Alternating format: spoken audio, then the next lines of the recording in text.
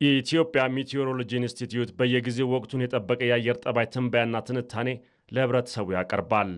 ከ3 ወራት በፊትም የበልግ የአየር ጠባይ ትንተናና መረጃን ተደራሽ አድርጎ የነበረ ሲሆን ኢንስቲትዩቱ የሰጠው የአየር ሁኔታ ትንበያ መሬት ላይ ከታየው የአየር ሁኔታ ጋር 75 በመቶ የተጣጣመ እንደነበር ዋና ዳይሬክተሩ ፈጠነ ተሾመ ገልጸዋል። በልግ ዋነኛ ዝናብ ወቅታቸው የሆነው የደቡብ አጋማሽ፣ የሶማሌ፣ የደቡብ ኦሮሚያ፣ ቦረና፣ ጉጂና የባሌ ቆላማ ዞኖች ዋነኛ የዝናብ ወቅታቸው ነው።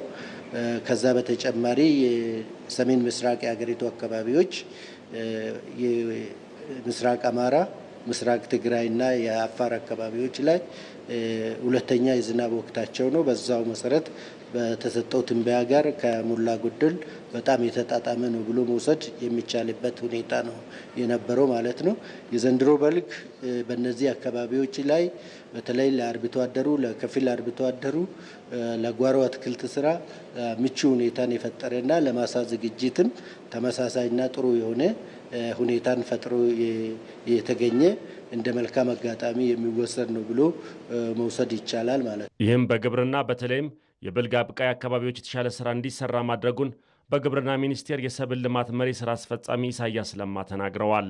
በልግ ላይ ወደ 3.5 ሚሊዮን ሄክታር መሬት በዘር መሸፈን ችለናል። ያቀድነውም ወደ 3.7 ነው።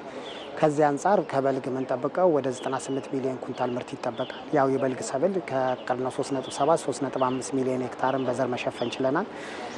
ከዚህ ደግሞ ያው የበልግ አብቃይ የሆኑ አካባቢዎች በአብዛኛው የመኸር ዝናብ ተጠቃሚ አይደሉም።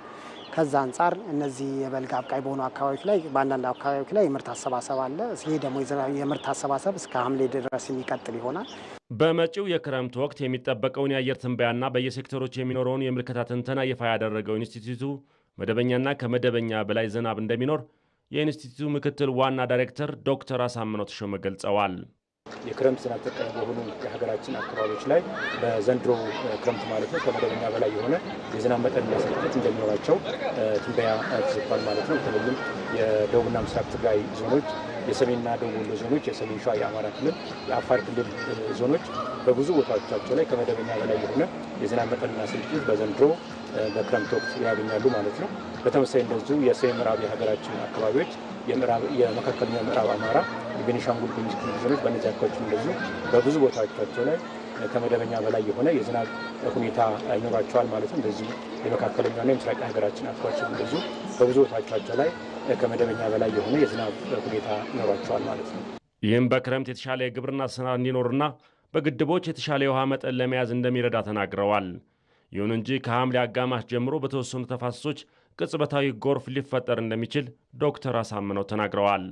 በተለይም ሐምሌና ነሐሴ ወራት ውስጥ ተደጋጋሚነት ያላቸው ከባድ መጠን ያለው ዝናብ የመፈጠር እድሉ እጅግ ከፍተኛ ነው ማለት ነው። የጎርፍ ተጋላጭ ተብለው በተለዩ የሀገራችን አካባቢዎች ለአብነትም እንደ አዋሽ ተፋሰስ፣ የስምጥ ሸለቆ ተፋሰስ፣ የኦሞ ግቤ ተፋሰስና የአባይ ተፋሰስ ላይ ወደ ቅጽበታዊ ጎርፍ የመከሰት እድሉ እጅግ ከፍተኛ ሊሆን ይችላል ማለት ነው። ስለሆነም እንግዲህ ይሄ ሊደርስ የሚችለውን ቅጽበታዊ ጎርፍ ወደ ጉዳት እንዳያስከትል ከወዲሁ አስፈላጊ እርምጃዎች መወሰድ መቻል አለባቸው ማለት ነው። በተለይ በከተሞች አካባቢ ለማህበረሰቡ አስፈላጊውን ግንዛቤ መፍጠር ያስፈልጋል። በየአካባቢው በየሰፈሩ ያሉትን የውሃ መፋሰሻ ቱቦዎች በአግባቡ የማጽዳት የመንከባከብ ስራዎች ከወዲሁ መሰራት መቻል አለባቸው።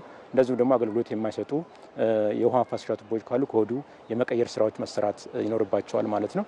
የክረምት ወቅት ከዓመታዊ የዝናብ ድርሻ 85 በመቶ የሚሸፍን ሲሆን አሉታዊ ተጽዕኖውን በመቀነስ ምቹ ዕድሉን ለመጠቀም ባለድርሻ አካላት የትንበያውን መረጃ በአግባቡ ሊጠቀሙ ይገባል ተብሏል።